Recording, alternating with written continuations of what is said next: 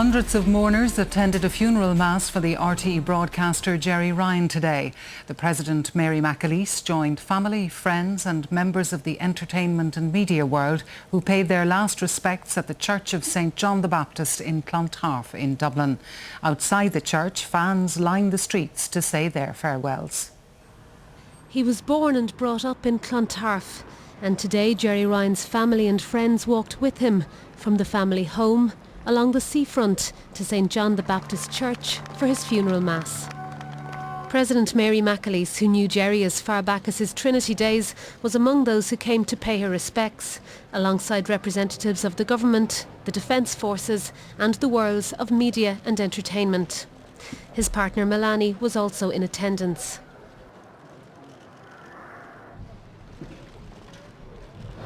But despite all the well-known faces, this was very much a family affair, with the Ryan children reading prayers and paying tribute to their father. You all knew Gerry Ryan as the Motormouth broadcaster, but obviously what we're more familiar with is him as our loving dad. And as our dad, he was pretty much a textbook super dad. Father Brian Darcy spoke of Gerry Ryan's courage and intelligence. He used those gifts to speak for the poor, the downtrodden and the voiceless.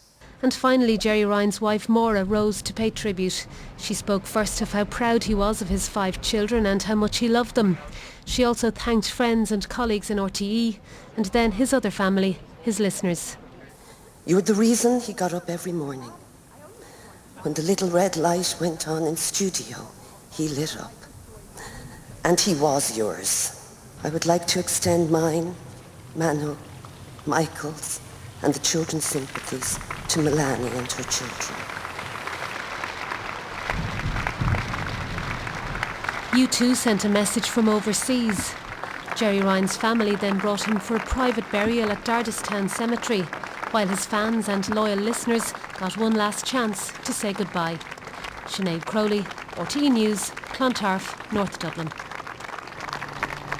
A round of applause for a man who had entertained them for more than 2 decades. Very few of those who had gathered outside the Church of St John the Baptist this morning had ever met Gerry Ryan, but most knew him intimately. He had joined them every morning in their kitchens, in their workplaces and in their cars. I came up from Tramore last night.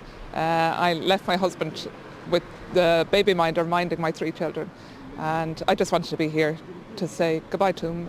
Great loss. Very much loved he was. He had the happy knack of speaking to thousands of people, but yet you thought he was speaking to you alone. He shared his problems with everybody, and we shared our problems with him. And for many of those gathered, it was an emotional farewell. I'm a stay-at-home mother with 2 young babies, and he was in my kitchen every day with me. Got me through, the boring days and the monotony, and it just keeps rolling over me in my mind. You're very good morning, Ryan, on the radio. We're never going to hear that again, And his cheeky side was also fondly remembered. He wasn't always a good boy, so you could always relate to him as well. Gerry would have been like a brother, a mentor, a friend, a doctor, a psychiatrist. He just helped everybody with every day. He was just wonderful. At the RTE Radio Centre in Donnybrook, colleagues also congregated where the funeral service was transmitted live. For those he knew and for those he was known to, there were plenty of tears today, tinged with happy memories. Martina Fitzgerald, RTE News.